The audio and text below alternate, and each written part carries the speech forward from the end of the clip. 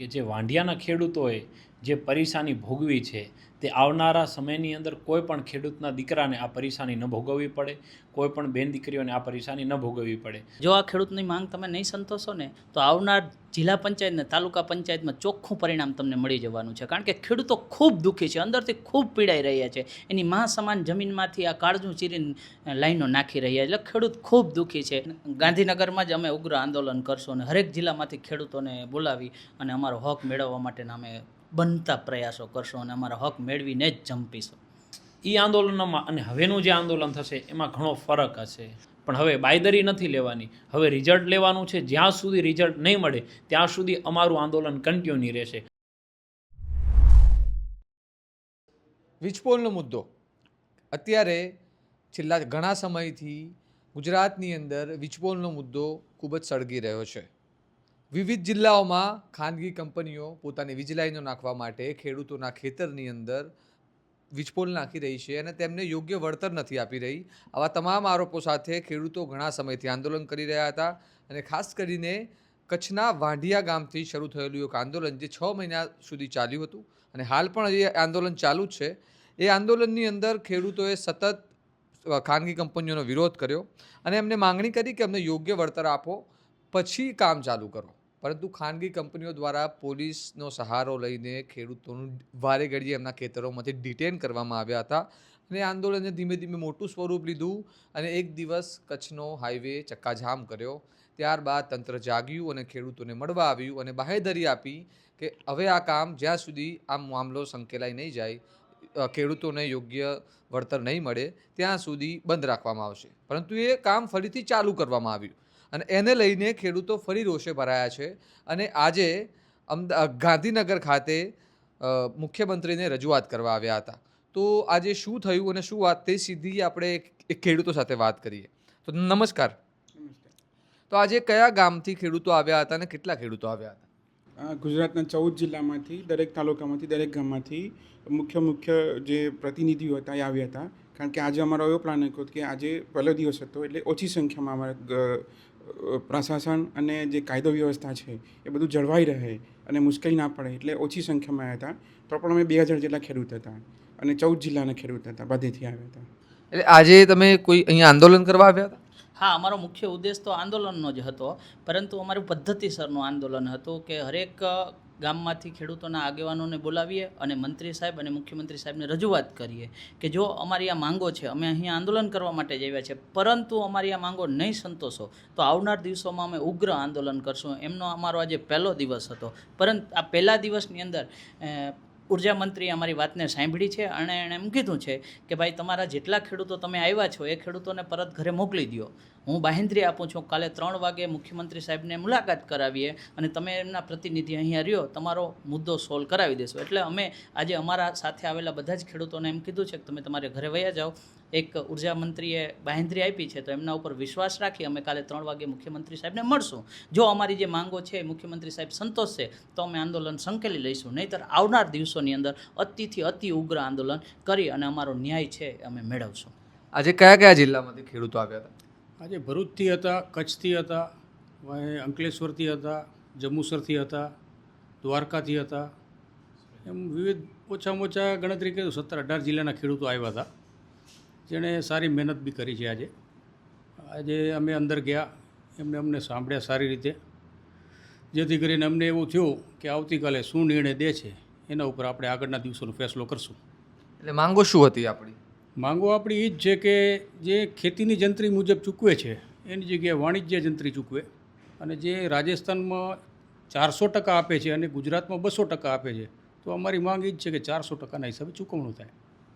અને તમે કાલે મુખ્યમંત્રીને મળશો તો મુખ્યમંત્રીને શું રજૂઆત કરશો?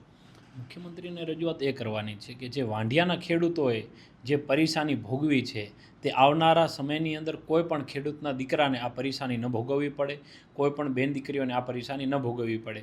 અત્યારે જે સરકાર દ્વારા કે કંપનીઓ દ્વારા જે કાંઈ પણ ખેડૂતોનું શોષણ થયું હતું જે વાંઢિયાની અંદર, એનું મુખ્ય કારણ એક જ હતું કે કોઈ ખેડૂતની પરવાનગી લેવી નહીં, કોઈ ખેડૂતને મંજૂર હોય કે ન હોય છતાં પણ વીજપોલ નાખવા, કોઈ ખેડૂતને પૂછવાનું નહીં કે ખેડૂતની જમીન છે એવું આભાસ જ કંપનીને છે નહીં. કંપની એવું જે ધારે છે કે આ અમારા બાપની જમીન છે. તો હું સરકારને એટલી વિનંતી કરું કે એ કંપનીઓને કામ આપતા પહેલાં એમને કહે કે ખેડૂતના બાપની જમીન છે અને ખેડૂતની પોતાની જમીન છે, તો ખેડૂતની પરવાનગી લઈ અને કામ કરે, ખેડૂતોને પૂરતું વળતર આપે.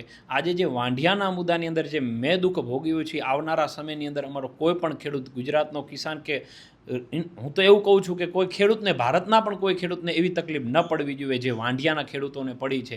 પણ આજની જે પરિસ્થિતિ છે એ આખા ગુજરાતની પરિસ્થિતિ છે. આખા ગુજરાતમાં ખેડૂતોને એક જ વીજ પોલ લાઈનનો જ જે કાંઈ પણ છે, જેના પણ વાત કરો એના વીજ પોલ, એક જ મેસેજ આવે કે અમારા ખેતરમાં વીજ પોલ આવે છે, એમને ખબર પણ નથી. આજે ભરૂચથી જે લોકો આવ્યા હતા એ લોકોને માત્ર 35,000 રૂપિયા પાક વળતર આપવામાં આવ્યું છે.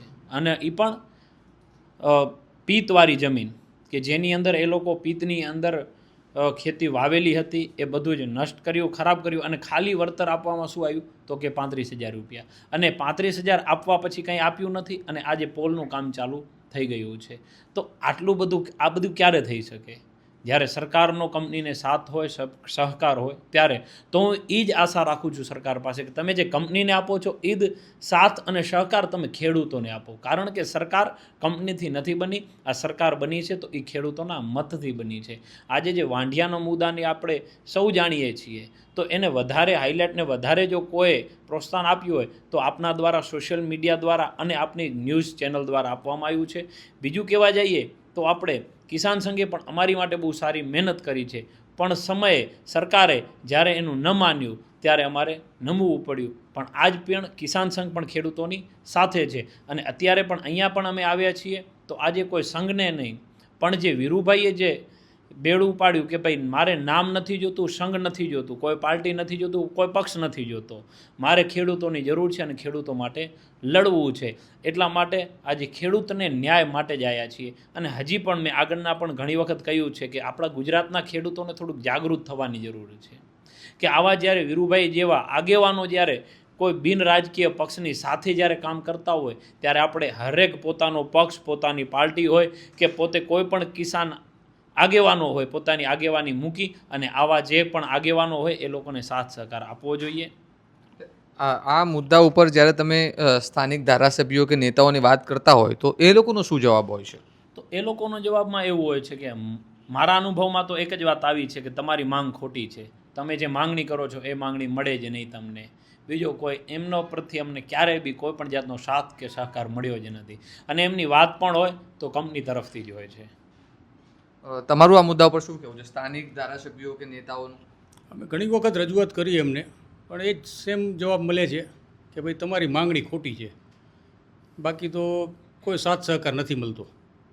આવનારા સમયમાં ચૂંટણીનો સમય છે, સ્થાનિક સ્વરાજ્યની ચૂંટણી આવવાની છે અને હવે 2027માં પણ વિધાનસભાની ચૂંટણી આવવાની છે.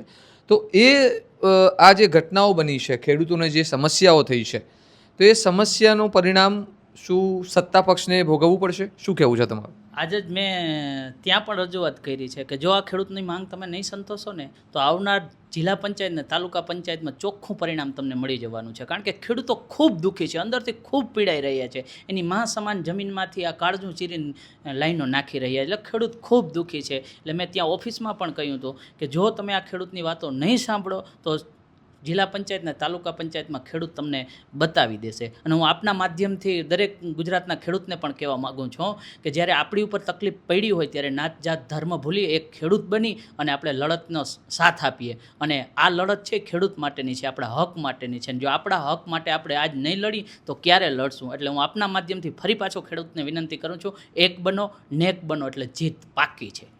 ખેડૂતોનો જે મુદ્દો છે, તો હાલ તમે જે સ્થાનિક સ્વરાજ્યની વાત કરી કે એ લોકોને ખેડૂતોને રોષ છે આ મુદ્દા ઉપર, બરાબર? તો હાલ ઘણી પાર્ટીઓ પોતાના જે કેન્ડિડેટ હોય એ લોકોના નામ જાહેર કરવાની મતલબ શરૂ કરી દીધા છે, કોઈએ નક્કી કરી દીધું છે, ચર્ચાઓ ચાલી રહી છે.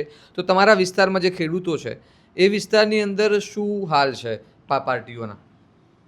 અત્યારે તો ખેડૂત શાસક પક્ષથી નારાજ છે. કારણ કે જે કાંઈ ફરજ હોય એ શાસક પક્ષની ફરજ હોય છે, જેમાં શાસક પક્ષ ક્યાંક ને ક્યાંક ઊણું ઉતર્યું છે. એનું કારણ એ કહું છું કે જો સત્તામાં બેઠેલો પક્ષ ધારે તો આ પોલીસ દમનગીરી ન કરી શકે. અને પોલીસે એટલે ખૂબ ખેડૂત ઉપર દમનગીરી કરી છે. એનું કારણ માત્ર ને માત્ર આ મહાકાય કંપનીઓ છે. એટલે 100% પરિણામ ખેડૂત દેવા માટે તૈયાર જ છે. અને ખેડૂતોએ અંદરથી મક્કમતાથી નક્કી જ કરી લીધું છે કે સરકારના અને તંત્ર કંપનીના ઈશારે તંત્રએ અમારી ઉપર બેરહેમીથી જે પ્રયાસો કર્યા છે, જે ઘાવ લગાવ્યા છે, એના મલમરૂપી અમે મત આપી અને આ શાસક પક્ષને દૂર કરશું, આવું જનતાએ અંદરથી મક્કમતાથી નક્કી કરી લીધું છે. એટલે પરિણામ 100% ભાજપ જો યોગ્ય નિર્ણય નહીં લે તો ભોગવવા તૈયાર રહેશે. અને આપણે ધારાસભ્યોની વાત કરી તો સ્થાનિક ધારાસભ્યએ એક વિડીયો પણ વાયરલ થયો હતો કે એક સ્થાનિક ધારાસભ્ય ખેડૂતોનું અપમાન કર્યું હતું. તો એ મુદ્દા ઉપર તમે શું કહેશો? મારા ધ્યાનમાં નથી એ વસ્તુ. કચ્છની અંદર જે ધારાસભ્ય છે એમને સ્ટેજ ઉપરથી કોઈને પાર્ટીના કહીને એમનું ત્યાંથી નીકાળી દીધા હતા અને એ થયું હતું. એ મુદ્દા ઉપર તમારું શું કહેવું? એ કચ્છની વાત છે.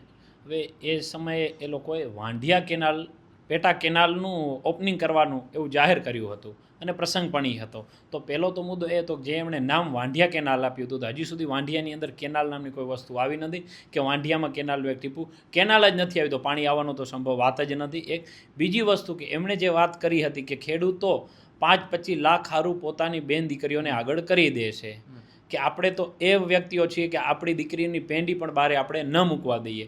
તો મેં ત્યારે પણ એમને એ જવાબ આપ્યો હતો કે જ્યારે રાજકોટની અંદર તમે રૂપાલા સાહેબના વિરોધની અંદર જ્યારે તમારે જ્યારે બેન દીકરીઓ નીકળી હતી ત્યારે એ બધી માન મર્યાદા શોભાઓ ક્યાં ગઈ હતી?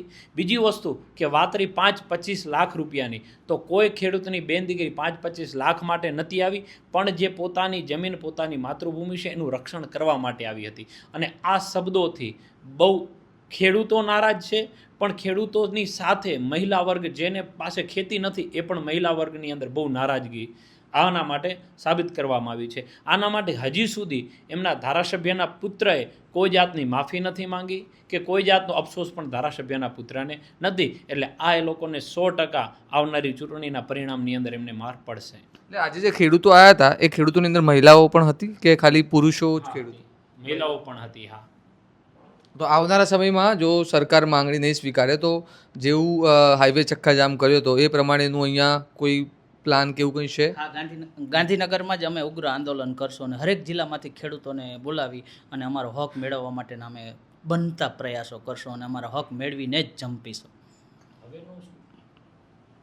જે આટલા આંદોલનો થયા એ આંદોલનોમાં અને હવેનું જે આંદોલન થશે એમાં ઘણો ફરક હશે. શું ફરક હશે? ફરક એ હશે કે આટલા આંદોલનની અંદર સરકારે બાંયધરી આપી અને આગેવાનો હટી ગયા, પણ હવે બાંયધરી નથી લેવાની, હવે રિઝલ્ટ લેવાનું છે. જ્યાં સુધી રિઝલ્ટ નહીં મળે ત્યાં સુધી અમારું આંદોલન કન્ટિન્યુ રહેશે. અને આજે જે વીરુભાઈએ જે આવેદનપત્ર આપ્યું છે એની અંદર એમણે સ્પષ્ટ લખ્યું છે કે અમને જો આના માટે તમે પરવાનગી આપો, અને જો પરવાનગી તમે કલમ અનુસાર નિયમ પ્રમાણે તેને આપવી જ પડશે, અને નથી આપતા તો લેખિતમાં આપો, શું કારણથી નથી આપતા, અને બાંયધરી પણ તમારે આપવી છે તો ટાઈમ સાથે અને લેખિતમાં બાંયધરી આપો કે ભાઈ અમે આટલા દિવસની અંદર તમારું આ કામ અમે કરી આપશું. અને જો એ કામ અમારું નહીં થાય તો અમારું આ જે આંદોલન છે એ કન્ટિન્યુ રહેશે.